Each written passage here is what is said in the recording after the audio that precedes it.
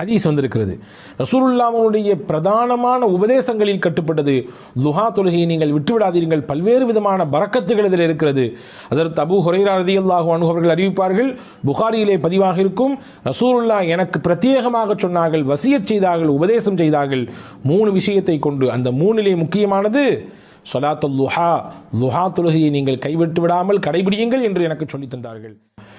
நாம் கேட்டு கிடைத்த அருள் என்பது இருக்கலாம். வாழ்க்கையிலே கேட்காமலேயே பல அருளை அல்லாஹ் நமக்கு தந்திருக்கிறான், பல்வேறு நிஅமத்துகளை தந்திருக்கிறான். அதிலே முக்கியமானது, பிரதானமானது, நாமெல்லாம் அல்லாஹ் என்று இறைவனை ஒருவன் என்று ஏற்றிருக்கிறோம். இறை தூதர் முஹம்மது நபி ஸல்லல்லாஹு அலைஹி வஸல்லம் அவர்களுடைய தூதுத்துவத்தை ஏற்ற ஒரு ஈமானை பெற்ற இறை நம்பிக்கையாளர்களாக இருக்கிறோம். அன்பிற்குரியவர்களே, இது ஆகப்பெரிய கிருபை, ஆகப்பெரிய நிஅமத், அருள். பொதுவாகவே நன்றி செய்கிற பொழுது மென்மேலும் உங்களுக்கு நாம் கொடுத்த அருளை அதிகரித்து தருவோம் என்று அல்லாஹ் சொல்கிறான்.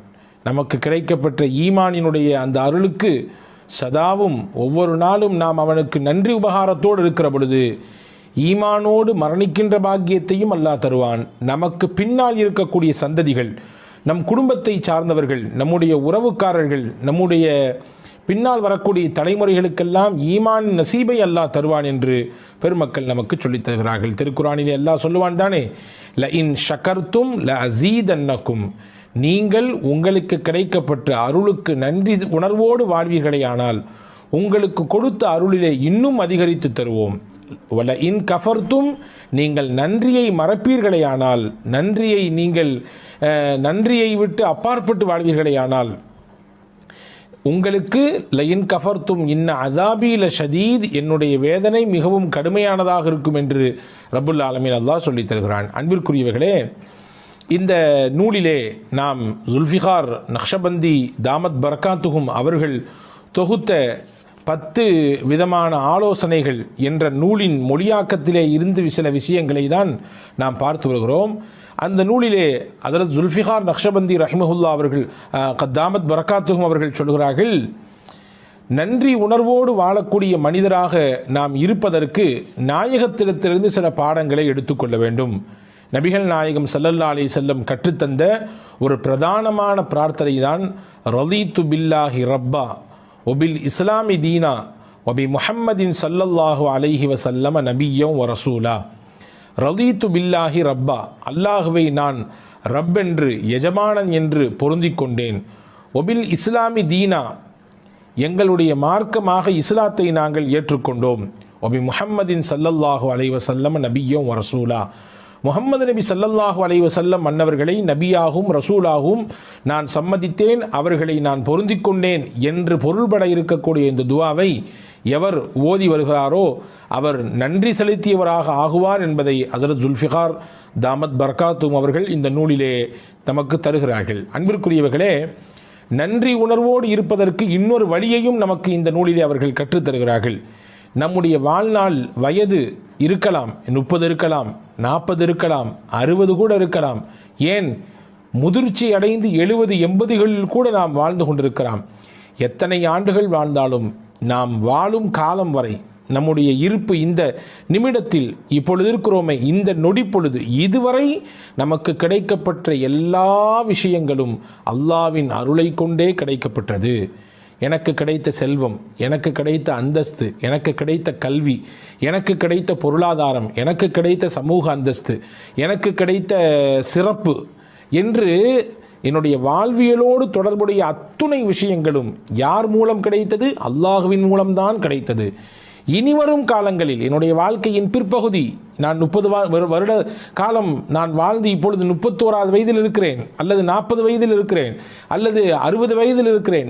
இனி என் ஹயாத் முடியும் வரை, என்னுடைய வாழ்க்கையின் கடைசி வரை கிடைக்கக்கூடிய விஷயமும் அல்லாஹ்விடத்தில்தான் கிடைக்கும் என்ற நம்பிக்கையோடு ஒருவர் அந்த நிலைப்பாட்டை வெளிப்படுத்தக்கூடியவராக இருப்பாரேயானால் நிச்சயமாக அவரும் நன்றி உணர்வு மிக்கவர் என்பதை பெருமக்கள், குறிப்பாக ஹஜ்ரத் தாமத் பரக்காத்துஹும் ஜுல்ஃபிகார் ரஹிமஹு தாமத் பரக்காத்துஹும் அவர்கள் சொல்கிறார்கள். அன்பிற்குரியவர்களே, என்னுடைய திறமையாலோ, என்னுடைய கல்வி அறிவினாலோ, என்னிடத்தில் இருக்கக்கூடிய செல்வ செழிப்பினாலோ, என்னிடத்தில் இருக்கக்கூடிய அதிகாரத்தினாலோ, என்னிடத்தில் இருக்கக்கூடிய பலத்தினாலோ எதுவும் கிடைக்கவில்லை, எல்லாம் அல்லாவின் அருள் என்ற எண்ணத்தோடு ஒருவர் தன்னுடைய வாழ்வை அமைத்துக் கொள்வாரையானால் அவரும் நன்றிக்குரியவர், நன்றி செலுத்தியவராக இருப்பார் என்பதை ஹஸரத் ஜுல்ஃபிகார் தாமத் பரகாத்துஹும் அவர்கள் சொல்லித் தருகிறார்கள். அன்பிற்குரியவர்களே, எனவே நன்றி உணர்வோடு வாழ வேண்டும். அது நம்முடைய கடைசி நிமிடத்திலே கலிமாவின் பாக்கியத்தை நமக்கு பெற்றுத்தரும். ஹஸரத் ரசூலுல்லாஹி ஸல்லல்லாஹு அலைஹி வஸல்லம் அன்னவர்கள் சொல்லக்கூடிய ஹதீஸ் பதிவு செய்யப்பட்டிருக்கிறது தானே,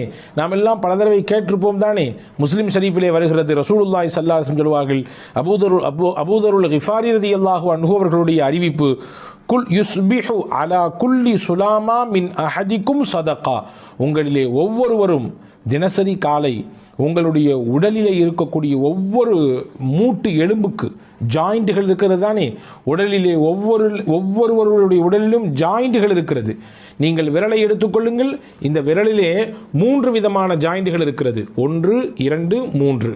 அதே போன்று உடலிலே எத்தனையோ ஜாயிண்ட்டுகள் இருக்கிறது. ஹஸரத் ரசூலுல்லாஹி ஸல்லல்லாஹு அலைஹி வஸல்லம் சொன்னார்கள் 360 ஜாயிண்ட்டுகள் இருக்கிறது, 360 மூட்டு இணைப்புகள் இருக்கிறது.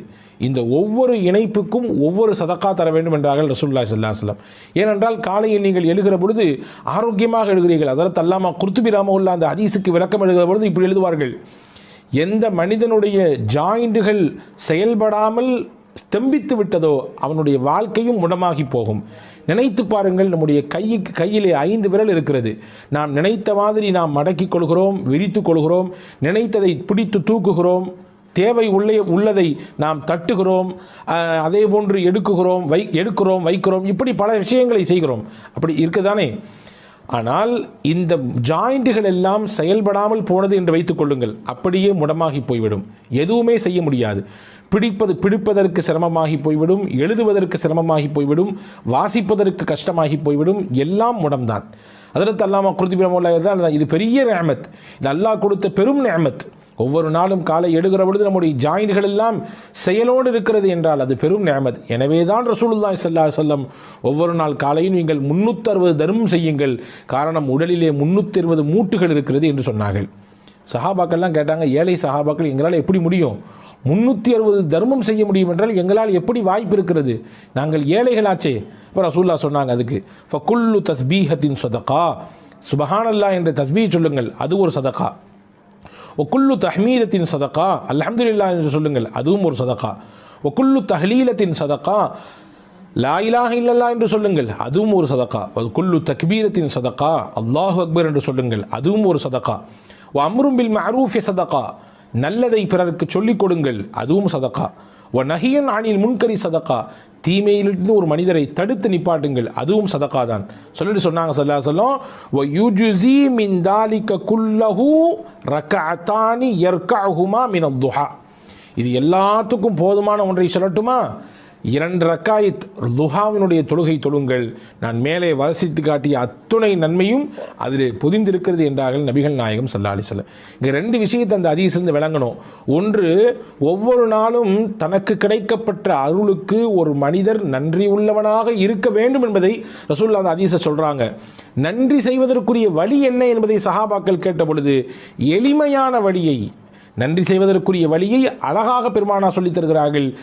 தஸ்பீ செய்யுங்கள், தஹ்மீது செய்யுங்கள், அல்லாஹ் அக்பர் என்று சொல்லுங்கள், லா இலாஹ இல்லல்லாஹ் சொல்லுங்கள், எதுவும் இல்லையா, இது எல்லாத்தினுடைய நன்மையையும் நான் பின்னால் சொல்லக்கூடிய ஒரு விஷயம் உங்களுக்கு பெற்று தந்துவிடும், அதுதான் லுஹாவினுடைய 2 ரக்காய் தொழுகை என்று நபிகள் நாயகம் ஸல்லல்லாஹு அலைஹி வஸல்லம் சொன்னார்கள். ஆயிஷா ரலியல்லாஹு தஆலா அவர்கள் அறிவிப்பார்கள், ஹதீஸிலே பதிவாக இருக்கிறது, முஸ்லிமிலே வந்திருக்கிறது, கான ரசூலுல்லாஹி ஸல்லல்லாஹு அலைஹி வஸல்லம் யுஸல்லி ஸலாத்தல் லுஹா அர்பஅன், நபிகள் நாயகம் தொடர்ச்சியாக 4 ரக்காயத் லுஹாவினுடைய தொழுகையை எப்பொழுதுமே தொழுது வருவார்கள் என்று ஹஜ்ரத் அன்னை ஆயிஷா ரலியல்லாஹு தஆலா அவர்கள் சொல்கிறார்கள். நாடினால் பெருமானால் யஸீது மாஷா அல்லாஹ், அல்லாஹ் நாடினால் அவர்கள் அதைவிடவும் கொஞ்சம் கூட்டிக் கொள்வார்கள். ஹதீஸ் வந்திருக்கிறது. ரசூலுல்லாஹ்வுடைய பிரதானமான உபதேசங்களில் கட்டுப்பட்டது லுஹா தொழுகையை நீங்கள் விட்டுவிடாதீர்கள், பல்வேறு விதமான பரக்கத்துகள் இதில் இருக்கிறது. ஹஜ்ரத் அபூ ஹுரைரா ரலியல்லாஹு அன்ஹு அவர்கள் அறிவிப்பார்கள், புகாரியிலே பதிவாக இருக்கும், ரசூலுல்லாஹ் எனக்கு பிரத்யேகமாக சொன்னார்கள், வசியத் செய்தார்கள், உபதேசம் செய்தார்கள் 3 விஷயத்தை கொண்டு. அந்த 3லே முக்கியமானது சொலாத்துல் லுஹா, லுஹா தொழுகையை நீங்கள் கைவிட்டு விடாமல் கடைபிடியுங்கள் என்று எனக்கு சொல்லித் தந்தார்கள். ஹதீஸிலே வந்திருக்கிறது, நபிகள் நாயகம் ஸல்லல்லாஹு அலைஹி வஸல்லம் சொல்லக்கூடிய ஹதீஸ். ஹஜ்ரத் அபூதர் ரலியல்லாஹு அன்ஹு, ஹஜ்ரத் அபூதருல் கிஃபாரியும் அபு தர்தா ரலியல்லாஹு அன்ஹு அவர்களும் அறிவிப்பார்கள். முஸ்னத் அஹ்மதிலே இந்த ஹதீஸ் பதிவாக இருக்கிறது. அல்லாஹ் சொல்வதாக ரசூலுல்லாஹ் சொன்னார்கள், யப்ன ஆதம், ஆதமுடைய மகனே, இர்க அலி மின் அவ்வலின் நஹாரி அர்பஅ ரக்அத்தின், எனக்காக வேண்டி பகலினுடைய ஆரம்ப பகுதியிலே 4 ரக்காய் தொழுதுவா, அக்ஃபிக ஆஹிரஹு, நீ அப்படி தொழுது வருவதை வளமையாக்கி கொண்டால், இந்த லுஹாவினுடைய தொழுகையை கடைபிடிப்பதை நீ வளமையாக்கி கொண்டால், அன்றைய நாள் முழுக்க உனக்கு உன் தேவைக்கு நானே போதுமானவன். அல்லாஹ் சொல்கிறான், உனக்கு என்னென்ன விஷயமெல்லாம் இருக்கிறதோ அத்துணைக்கும் நான் பொறுப்பு, நான் உனக்கு பொறுப்பாளியாக வந்து விடுகிறேன் என்று அல்லாஹ் சொன்னதாக நபிகள் நாயகம் ஸல்லல்லாஹு அலைஹி வஸல்லம் சொன்னார்கள். ஒரு ஹஜ்ஜி, ஒரு பரிபூர்ணமான உம்ரா, அதனுடைய நன்மையை பெற வேண்டும் என்ற ஆசை இருக்கிறதா, தினசரி துஹா தொழுது வாருங்கள் என்று பெருமானா சொன்ன ஹதீஸ் முஸ்லிமிலே பதிவாக இருக்கிறது. ஹஜ்ரத் அனஸ் இப்னு மாலிக் ரலியல்லாஹு அன்ஹு அவர்களுடைய அறிவிப்பாக, நாங்கள் எங்கள் வாழ்க்கையில் பரக்கத்தை எதிலிருந்து பெற்றுக்கொண்டோம்? லுஹா தொழுகையின் மூலமாக பெற்றுக்கொண்டோம். இன்று பரக்கத்தில்லை, மிகப்பெரிய பஞ்ச நிலை ஏற்பட்டிருக்கிறது, மாத வருமானம் போதாக்குறையாக இருக்கிறது, பத்தாக்குறையாக இருக்கிறது, எங்களுக்கு நெருக்கடியான வாழ்க்கை இருக்கிறது, ரஹ்மத்தும் பரக்கத்தும் வேண்டும் என்று கேட்கக்கூடியவர்கள் நிறைய நம்மிலே உண்டு. அவர்களுக்கெல்லாம் நபிகள் சொல்லக்கூடிய பாடம், லுஹா தொழுகையை கையில் எடுங்கள். அன்பர்களே, லுஹாவிலே இவ்வளவு பெரிய நன்மைகள் இருக்கிறது. லுஹா தொழுகையிலே ரசூலுல்லாஹி ஸல்லல்லாஹு அலைஹி வஸல்லம் அன்னவர்கள் இந்த ஹதீஸின் ஊடாக 2 செய்தியை சொல்லிவிட்டார்கள். ஒவ்வொரு நாளும் அல்லாஹ் உங்களுக்கு வழங்கியிருக்கக்கூடிய அருளை நீங்கள் மறந்து விடாதீர்கள், அவனுக்கு நன்றி செய்து கொண்டே இருங்கள். அந்த நன்றி செய்வதற்குரிய வழியை சொல்லுகிற பொழுது லுஹாவை நீங்கள் தொழுகுங்கள். அதன் மூலமாக நன்றி செய்த நடிகாராகவும் நீங்கள் ஆக முடியும். உங்கள் வாழ்க்கையிலே கிடைக்க வேண்டிய எல்லா விதமான விஷயங்களுக்கும் அல்லாஹ் உங்களுக்கு பொறுப்பாளியாக மாறுகிற உயர்ந்த அந்தஸ்திற்கு உயர முடியும் என்பதையும் நபிகள் நாயகம் ஸல்லல்லாஹு அலைஹி வஸல்லம் இந்த ஹதீஸின் வழியாக நமக்கு சொல்லித் தருகிறார்கள். அன்பர்களே, எனவே நன்றி உள்ள அடியாராக நாம் இருக்கிற பொழுது நிச்சயமாக நமக்கு அல்லாஹ் வழங்கியதை இன்னும் அதிகப்படுத்துவான் என்பது ஒருபுறம் இருந்தாலும், மறுபுறம் முக்கியமாக நம்முடைய கடைசி சமயத்திலே கலிமாவின் பாக்கியம் கிடைக்கும். ஒரு கல்லில் 2 மாங்காய் என்று இதைதான் சொல்வார்களோ, வல்ல ரஹ்மான் பின்பற்றி நடக்கக்கூடிய தௌஃபீகை உங்களுக்கும் எனக்கும் எல்லா மக்களுக்கும் தருவானாக. அடுத்த